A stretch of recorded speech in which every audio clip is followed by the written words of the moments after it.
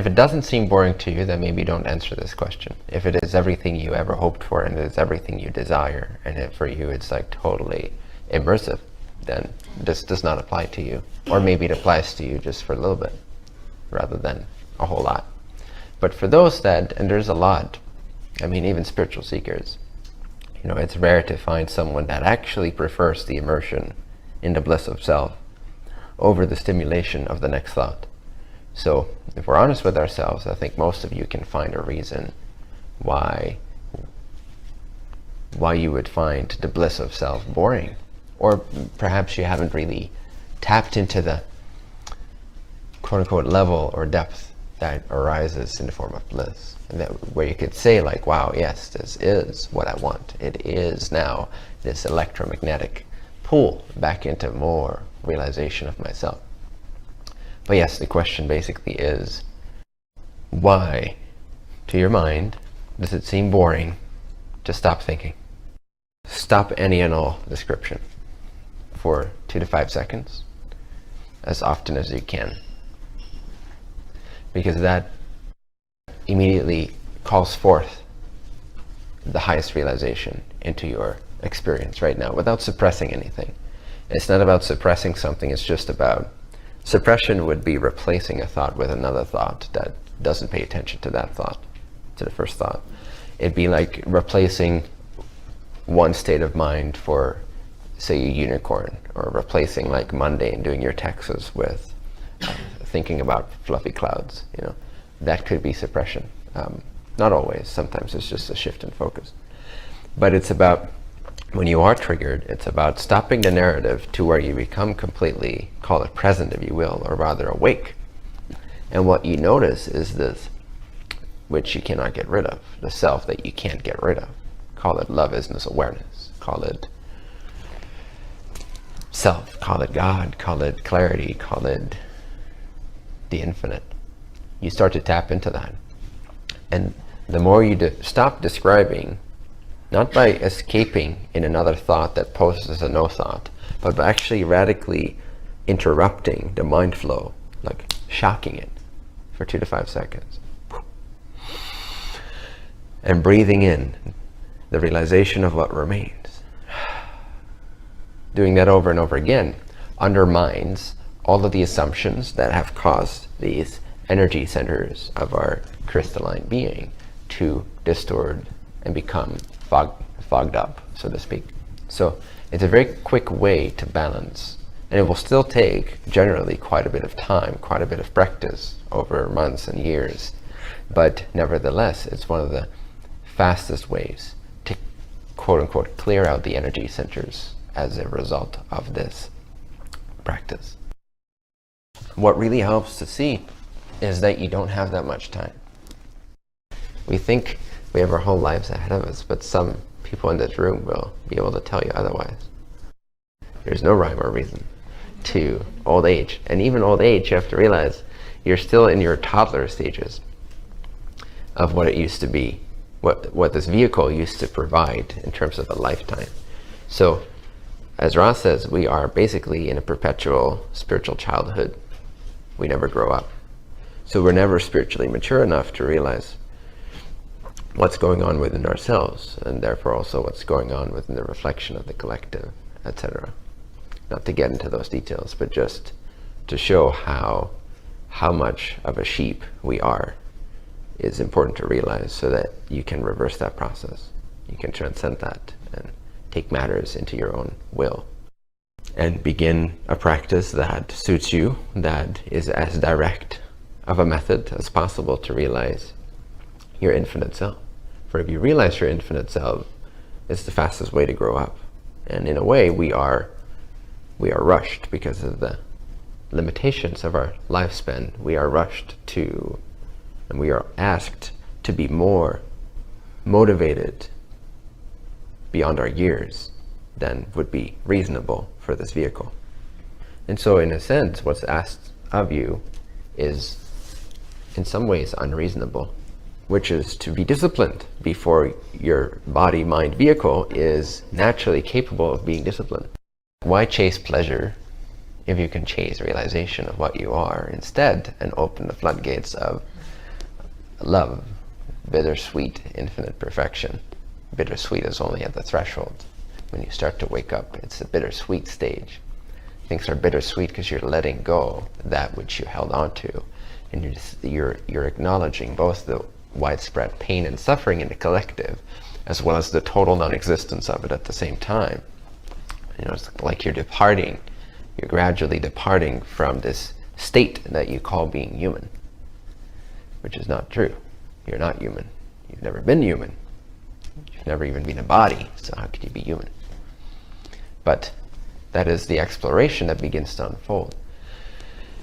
And I promise you, it's much more fun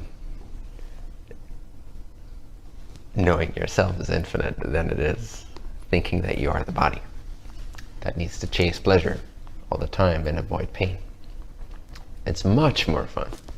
Fun is not the right word, but maybe to the mind that is easily bored, fun sounds like a good thing. Oh, the infinite self is fun. Okay, I'll stop thinking for a bit. Let's find out how fun it is when I stop thinking. Well, it may not be fun at first. It is like digging a hole to find the water, digging for a well of water. There's some dry practice that needs to happen before you reach the wet practice, which is where the gravitational field of source starts to pull you back in. That's when you start to experience, you get closer to the gravitational field of the sun, of self, and it starts to pull you in, starts to pull you in, starts to pull you in. And that gravitational field from the self to the runaway portion of the self that you call yourself now is then sensed and felt as peace, bliss, freedom, happiness, passion for that, inspiration, desire. And this will accelerate your maturity, and this will naturally begin to take over the occupancy of the false describing mind, self, to the realer self, shall I say, or you could say real self. Then it becomes just natural, like that's what you want, because there's no pleasure that could ever compete with the peace and the bliss of what you are. So now you want to drop into that. Now you feel amazing when you drop your identity versus kind of like bored and stagnant. And now what? The now what disappears. It just becomes obvious. And after a while, you only want the truth. You only want more of the truth. And you want to purify your distortions, or you want to relinquish your distortions and your illusions. And you want to give that up because they begin to feel like contractions rather than sources of hope and pleasure. Even pleasure becomes not unpleasurable, but undesirable, meaning it doesn't matter. You start to give away your pleasure too. And when you give away your pleasure, there's a true bliss that comes in. So then it's like you experience your body having pleasure on the periphery, on the horizon of your vastness. But because it's not held onto, because there's no hope and meaning projected into it, it's a timeless event. Meaning that the timeless shines forth, outshines the temporary projection of that hopeful event. There's no hope in pleasure. There's no hope in pain. There's no hope in avoiding pain. There's no hope in accumulating pleasure. What hope is there? Like, how long can you hold on to pleasure? And again, even if you were able to hold on to pleasure, which I wish we could, because then you'd get exhausted by it quicker. You'd realize its meaninglessness quicker. You can see this in people that say achieve their dreams, meaning like maybe they become movie stars, they become famous, they get all the fame in the world, they get all the money in the world, they get all the parties, all the chicks, all the planes, all everything that their little person dreamed of. And in a more gradual way, that's an example of people exhausting it. And after 10 years or so of that life, they start to find out that actually pleasure itself is very meaningless. So take it from them or take it from me. There is no meaning in pleasure. There's no fulfillment in pleasure. Pleasure is absolutely meaningless. When you realize the meaninglessness of everything, actually that's when bliss starts to happen. That's when freedom occurs or is realized. You're already free. The reason you think of yourself as separate and isolated and location-based is because you are currently giving meaning to something. Whatever it is, even on the spiritual search, we project a lot of meaning. And thus then we give away our power and our freedom, and we project the self that we are into a lack-based or limited projection of that self. So meaning really, in a sense, is your enemy. Not separate from you, but it's something to be mindful of and to release as often as you can. We're so attached to meaning. When you post a question to people, or when you even post the possibility that maybe things are meaningless, they freak out. It's so fun.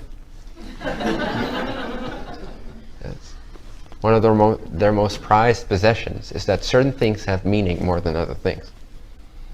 And if you relinquish that polarity, and if you equalize that, they don't know who they are.